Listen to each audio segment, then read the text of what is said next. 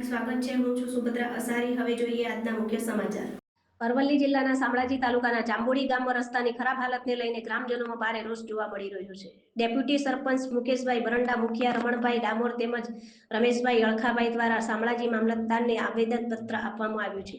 જાંબુડી, પાખમડી અને સોનાસણ ગામોને જોડતા મુખ્ય માર્ગ છેલ્લા 8 મહિનાથી બગડેલી હાલતમાં છે, જેના કારણે સ્થાનિક લોકોને ભારે મુશ્કેલીઓનો સામનો કરવો પડી રહ્યો છે। રસ્તાની ખરાબ સ્થિતિને કારણે વિદ્યાર્થીઓને શાળા કોલેજ જવામાં મુશ્કેલી પડી રહી છે, જ્યારે ઇમરજન્સી સેવાઓ પણ સમયસર પહોંચી શકતી નથી। આ સમસ્યાને લઈને ગ્રામજનોએ મામલતદાર કચેરીમાં લેખિત રજૂઆત કરી તાત્કાલિક રસ્તાની સુધારવાની માંગ કરી છે। ગ્રામજનોએ ચેતવણી આપી છે કે જો તંત્ર દ્વારા વહેલી તકે યોગ્ય પગલાં લેવામાં નહીં આવે તો તેઓ આંદોલન કરવાની સાથે ચૂંટણી બહિષ્કાર કરવાની પણ ચીમકી આપી રહ્યા છે।